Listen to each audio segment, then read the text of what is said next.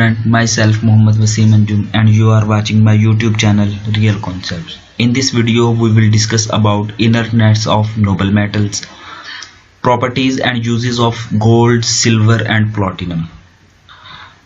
Dear student, वो element जिनमें d orbital in the presence of filling हो उन्हें ट्रांजिशन मेटल या d ग्रुप एलिमेंट्स कहते हैं। दूसरे लफ्ज़ों में मैं यूं कह सकता हूं कि वो एलिमेंट जिनमें लास्ट इलेक्ट्रॉन d ऑर्बिटल्स में आते हैं उन्हें हम d ब्लॉक एलिमेंट्स या ट्रांजिशन मेटल कहते हैं।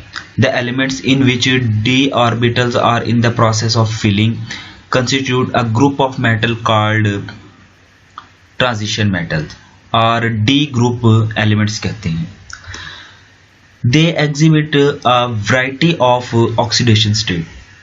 जो D block elements हैं या D group element या transition metal हैं, ये variety of oxidation state को exhibit करती हैं।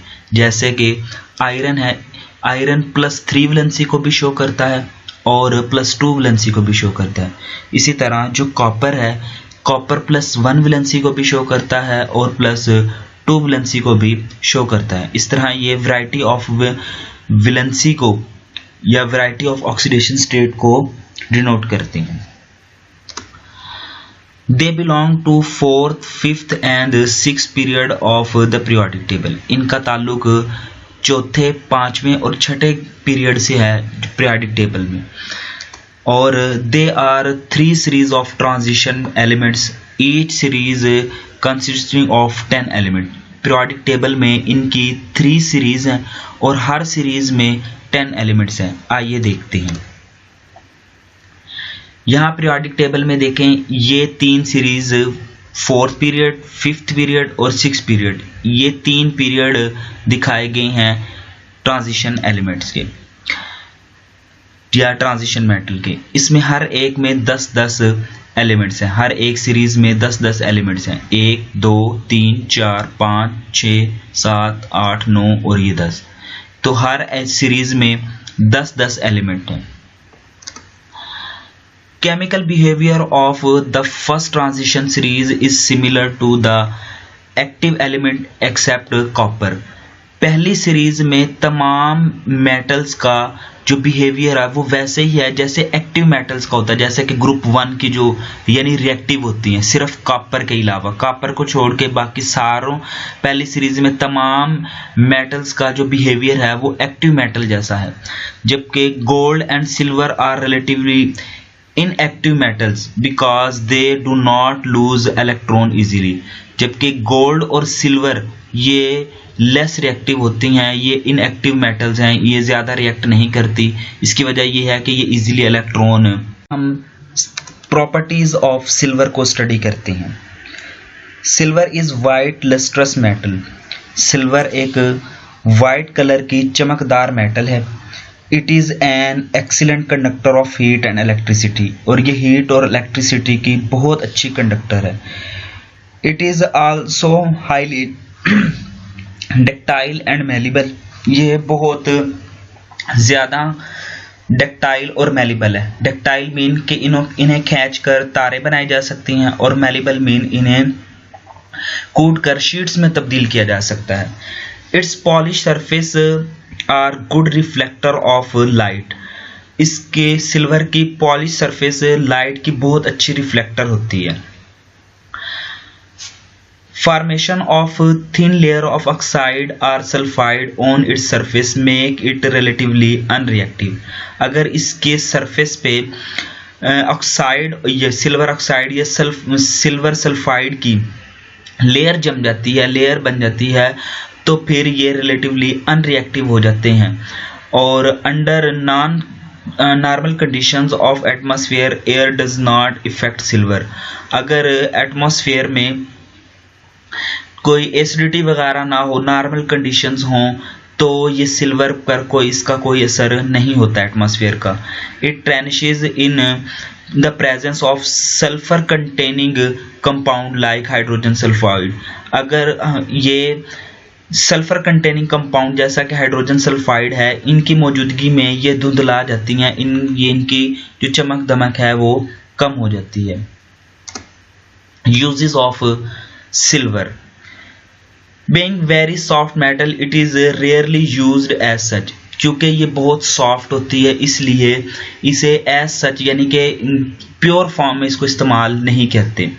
alloy of silver with copper are widely used in making coin, silverware and ornaments.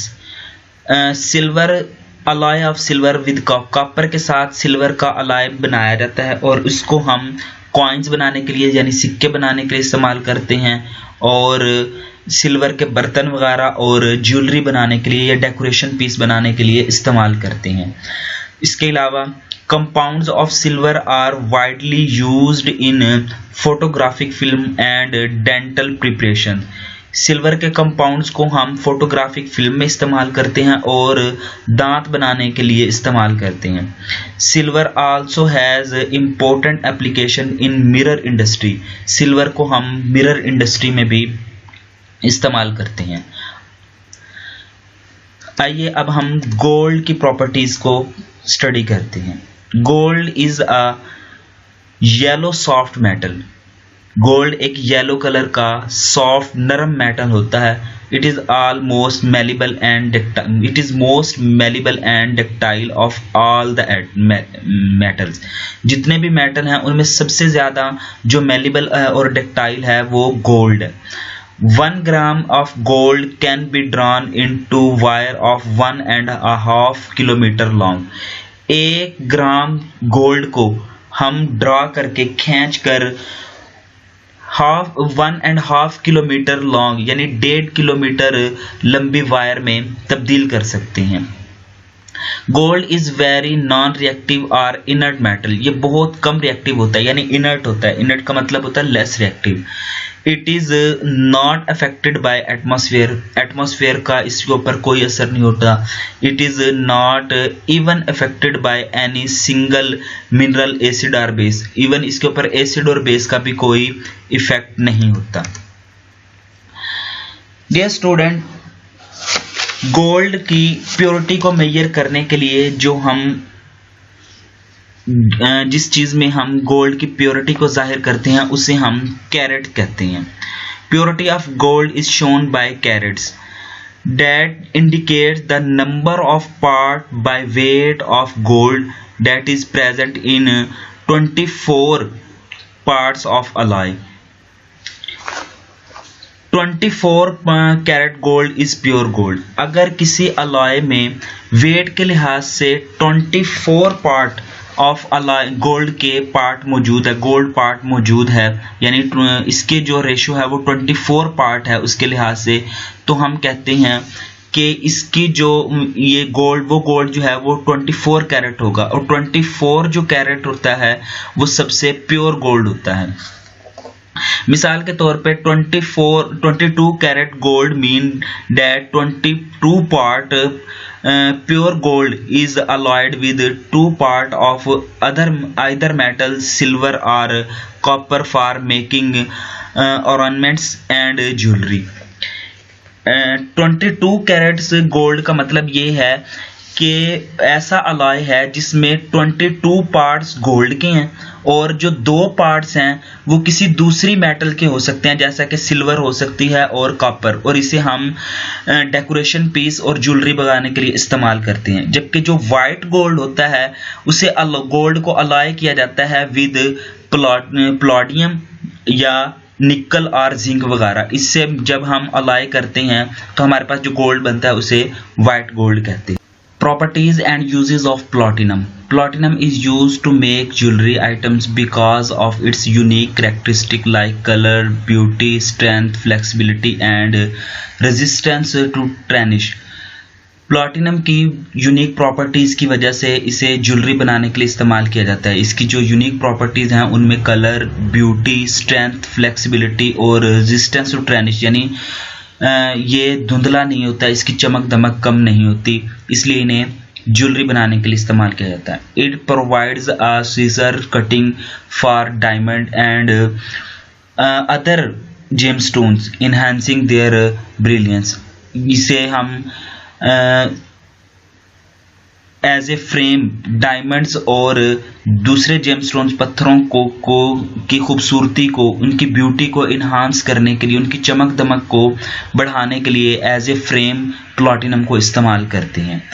An alloy of platinum, palladium and rhodium is used as catalyst in automobile as a catalytic converter.